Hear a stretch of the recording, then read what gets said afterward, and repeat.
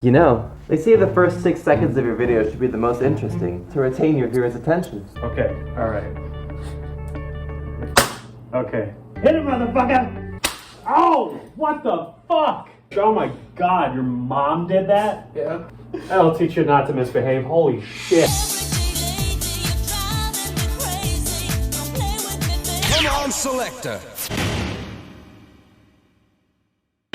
Alright, everybody, so Jesse Waters is a moron, and he's also a talk show host on a TV network called Fox News, which does not have foxes or news. You can imagine my disappointment. Instead, all they have is middle-aged white people complaining about critical race theory or gender ideology or some other 7+ syllable phrase that liberals supposedly want to use to brainwash your kids. Now, usually when I turn on the news, I see politics and elections and wars and the economy and all this other shit. And you can imagine my surprise when I turned on Fox News and I saw a bunch of furries like myself. What are furries? They're a group of people who dress up in costume and pretend to be animals. That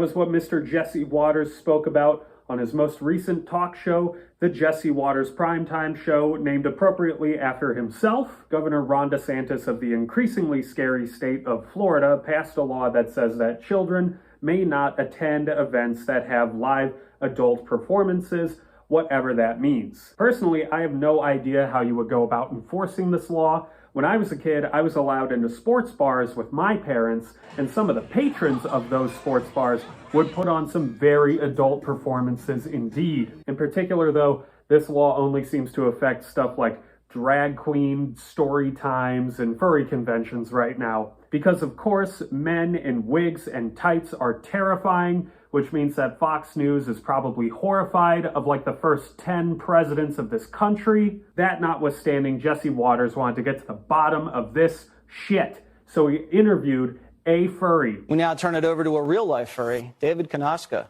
With poor communication skills. Why are you dressed up as a raccoon? Well, isn't it fun? Now, I thought that the woefully socially awkward representative of my niche community did a pretty poor job of responding to Jesse Waters' inquiries about furry people. So I would like to take it upon myself to do a little bit of that in here in this video for you. All right, so one of Jesse Waters' concerns about the furry community is that there are people who have a furry fetish and that there are sexual undertones to this thing. There's also a sexual undercurrent at the events. Watch out for the guy with the paddle. Oh, what the fuck? I would like to combat that by saying that there are sexual undertones in fucking everything. All right, so this scene is from a classic movie about some of the first female baseball players called A League of Their Own. What do you say we slip in the back seat and you make a man out of me? What do you say I smack you around for a while? Can't we do both? In case you couldn't tell, the joke is that this child would like to fuck this lady. There is also a scene where another child looks up grown women's skirts as they all get undressed in a locker room. This film is rated PG. When I was a young kid, all of my conservative relatives let me partake in America's favorite pastime, football, with them. I would watch the NFL on the sofa. It was fun for the whole family, especially when the cheerleaders came out on the football field. That was one of the most fun parts of that programming. Here's another conservative favorite. Country music was at every family gathering I attended as a child. Here is a country song that I remember hearing at one of those family gatherings. It is called Big Green Tractor by Jason Aldean. And if you can read these lyrics and tell me with a straight face that when this man says big green tractor that he's referring to something other than his penis, I will give you every dollar in my savings account. Let me tell you what commercial they'd like to do if they could, and I guarantee you if they could, they'd do this right here. Here's the woman's face, beautiful. Camera pulls back, naked breast. Camera pulls back, she's totally naked. Legs apart, 2 fingers right here, and it just says, drink Coke. So I've never heard any of the people at Fox News lose their shit about any of this completely normal stuff. And the reason for that is that I don't think that Fox News is worried about kids being around maybe sexual things. I think they're just worried about kids being around vaguely sexual things that aren't straight sexual things. I mean, keep in mind, this is the network that helped this guy become president.